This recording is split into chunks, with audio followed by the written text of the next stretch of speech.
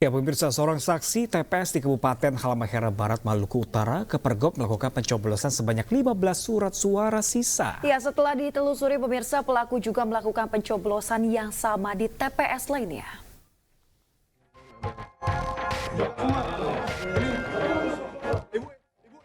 Seorang saksi TPS 2 di Desa Atkelamo, Cinga-Cinga, Kabupaten Halmahera Barat, Maluku Utara, kepergok melakukan pencoblosan sebanyak 15 surat suara sisa.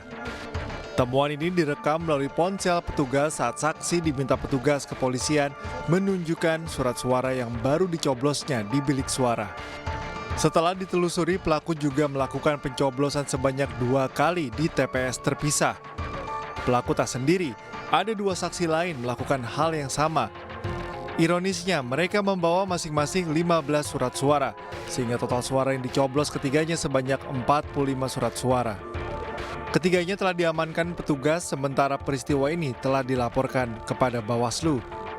Pihak Bawaslu Maluku Utara mengaku telah menerima laporan dan akan memproses dugaan tindak kecurangan yang dilakukan. TPS 1 Desa Atkelamo, Cinga-Cinga, Kecamatan Jayalolo Selatan, di Kabupaten Halmahera Barat. Jadi ada dugaan penggunaan pencoblosan surat sisa. Jadi itu dilakukan atas kesepakatan yang dibangun antara KPPS bersama saksi. Kuat dugaan aksi pencoblosan yang dilakukan telah direncanakan dan melibatkan oknum petugas KPPS dan Panwas setempat.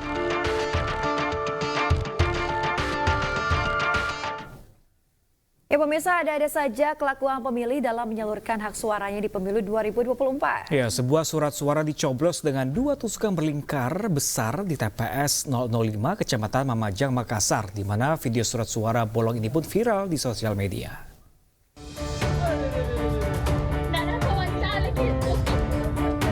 Inilah video viral milik warga saat mendokumentasikan proses penghitungan surat suara DPR RI Sulawesi Selatan 1 di TPS 005 Jalan Kakatua, Makassar.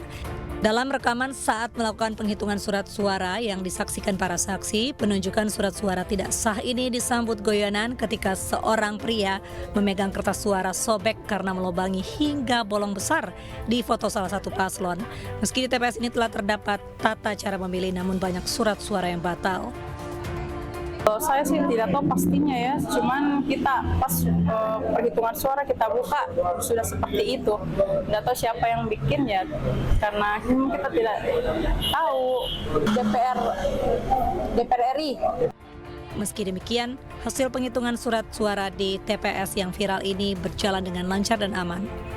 Dari Makassar, Sulawesi Selatan, Sahrul Adiaksa, iNews melaporkan.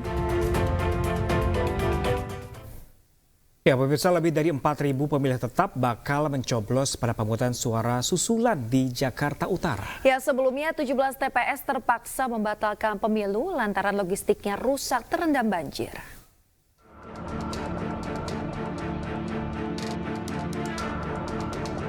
Anggota KPU Jakarta Utara mulai mempersiapkan logistik pemilu 2024 untuk menggelar pemungutan suara susulan pada Minggu 18 Februari mendatang.